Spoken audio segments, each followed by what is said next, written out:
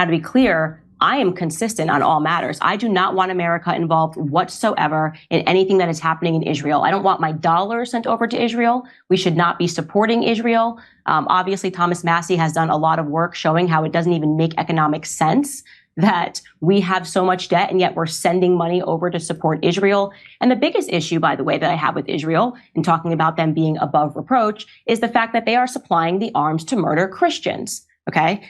In Armenia, the oldest Christian country in the world, and yet nobody talks about that. For whatever reason, it seems to be the circumstance that when Jewish people die in Israel, it's wall-to-wall coverage. But when Christians die all over the world, nobody talks about it. Everyone wants to correlate everything to World War II. Everyone wants to talk about Adolf Hitler, and rightfully so, he was a horrific person. But nobody wants to talk about Genrikh Yagodam, right? Nobody wants to talk about the Bolsheviks. Nobody wants to talk about the Christian Holocaust.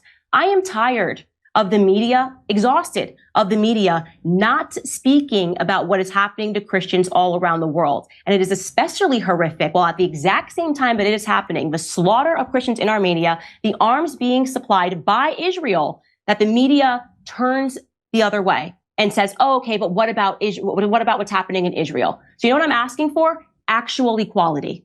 Okay, because it seems like this is like a special category, the special relationship that we have. I'm a Christian first, okay? And so my concerns are going to be with what's happening to Christians all around the world because it is us. We are the number one most persecuted religion in the world. And all Christians watching this need to realize the time is now to start speaking up because we have been silenced about the things that are happening to us for a very long time. And the media is very clearly not our friend. When there is wall-to-wall coverage of Christians being killed, in Armenia, Christians being killed in Nigeria, and the treatment of Christians in America and all across the globe today, then you ask me if I will use my platform and I will use my voice to speak about what's happening in Israel. How about that? So why do you hate Jews? So it's just funny because this is how the media actually behaves. You say something sensible, and then it's just, well, you hate black people. Well, you hate Jews. Just because you worship the best Jew who ever lived. So let me ask you two questions there about that. Tell me what is Yagodam and what happened with the Bolsheviks and the Christians?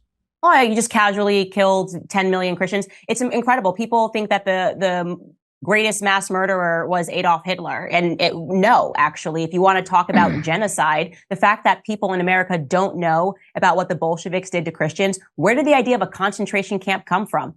The Bolsheviks. The reason why we're not allowed to learn about these people, we don't talk about Genrikh Yagodam, is because he's a Jew. Right. And so it conflicts with the narrative of Jewish people always being the victim in every single circumstance. So we're willing to push away Christian history. We don't talk about Christian history whatsoever because they have this bizarre focus, our classrooms, on training us to have this bizarre allegiance to Israel. And so to suit us, I feel that we are heavily propagandized in the classroom. And the reason why I feel that way is because we spend years talking about the Holocaust, only for me to learn when I'm out of school about a bigger Holocaust that took place at the exact same time. We were locking arms with Stalin. I mean, you read Alexander Solzhenitsyn talking about the gulags and who built those gulag systems, who created those gulag systems. The majority of them, he eventually wrote a book, were Jewish men. And of course, this has not become collective guilt. Doesn't mean all Jews are Bolsheviks and think this way. But the fact that I'm denied the right to talk about my history while you demand I talk about yours and you demand that I worship Israel doesn't fly with me. I'm just sick and tired of the subjugated Christian. I'm sick and tired of the tail in between your leg Christian that is like Israel first,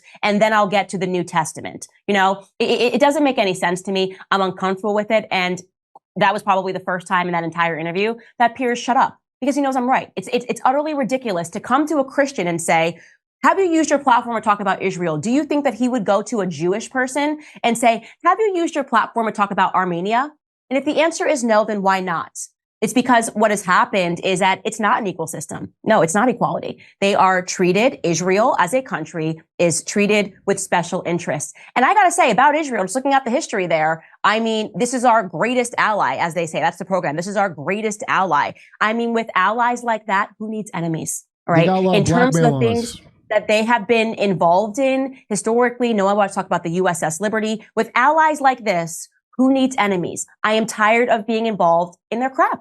I'm America first. I won't apologize for it. I'm Christianity first. I won't apologize for it. And that upsets some people because I guess, how dare she have the audacity? Well, guess what? I have the audacity, folks. So you're saying that there was a greater Holocaust of Christians that happened, and it was committed by the Bolsheviks, and the leader of them at the time was a Jewish guy.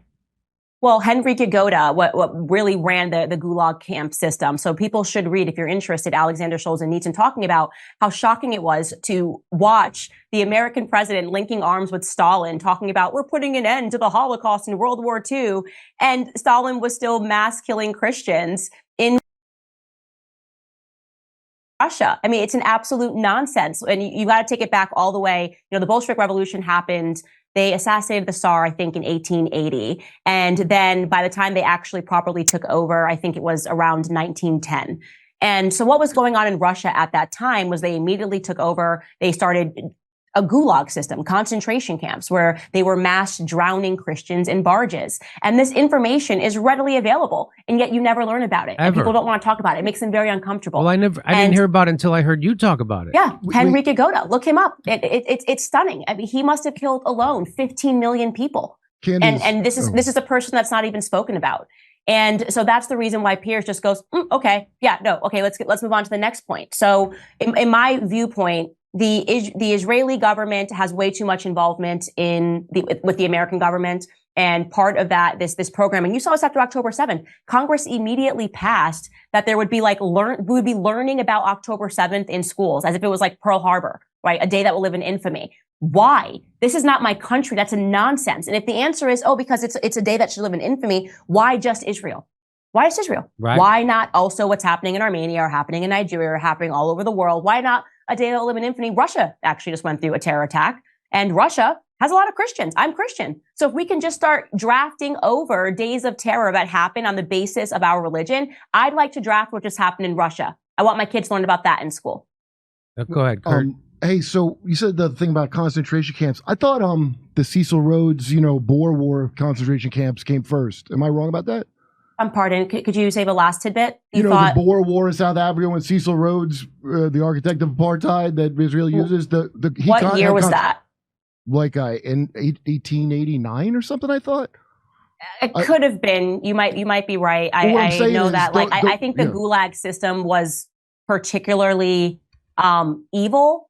Yeah. So, but you could be right. I wouldn't. Well, if you be read able to debate Tragedy you on and that Hope, point. you read Tragedy and Hope by Kel Quigley. They have pictures of it. It looks like Auschwitz. And the Rhodes Scholarship is still available to this day. Clinton, I think Obama was one. We still have stuff in that guy's name. That guy invented that stuff. In fact, his little cadre with Wall Street invented the Bolsheviks and the Nazis, which is kind of interesting. And it's crazy because so many of those sick, demented communists came over to America after. They were like, this is why Alexander Solzhenitsyn writes, you had the trials, you had the Nuremberg trials at the end of Nazi Germany. Where were the trials for the Bolsheviks? Well, where were the trials for Genrikh Yagodam, who was actually ended up being killed because they always end up eating their own? But where were all of these trials for the people that were mass murdering Christians? They killed about 10,000 priests. I mean, locking down churches. And people tell me to go support Zelensky as he's shutting down churches. You want me to support this Bolshevik? I'm not doing it. And so they can't believe it. What the propaganda tells you. He's a good guy. Oh yeah, totally good guy. To suspend elections, shut down churches. That really does sound like we're defending democracy all over the world. Let's get this guy some more money. Yeah, I'd like a pass on that.